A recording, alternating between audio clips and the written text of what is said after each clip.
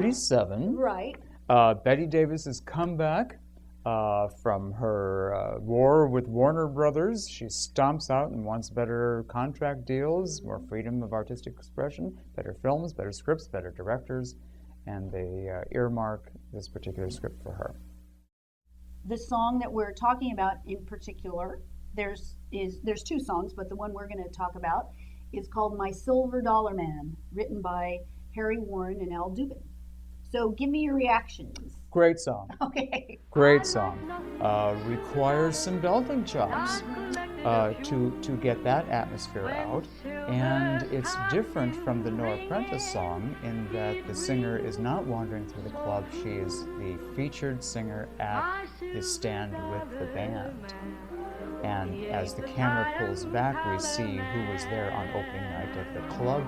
And then Rosalind Marquis, who's singing the song, is she's good. She's good. Yeah. She has very few spoken lines, but she's got this number. And they should have given her another one. Bette Davis is the focal point, even though we have another woman on stage singing.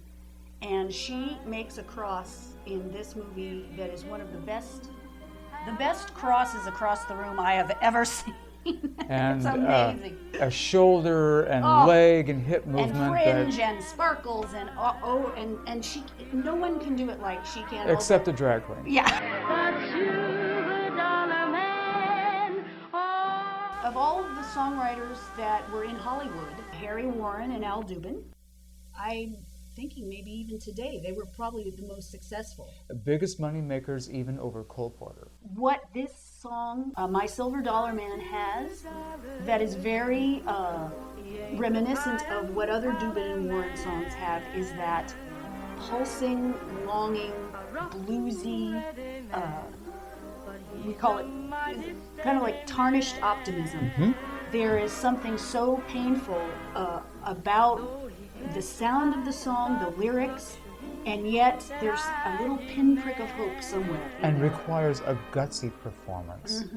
This film was based on a real trial where Lucky Luciano was thrown into jail based on the testimony of prostitutes. So the audience going into this movie knew perfectly well what these girls did for a living, although in the movie what the place is called a clip joint. A clip joint. Whatever any particular guy wants, they get. Yes. But we say it with music.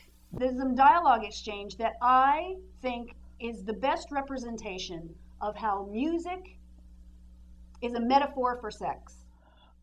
Or how do you say what it is that you need to say without saying it? There you go. Go to work on them.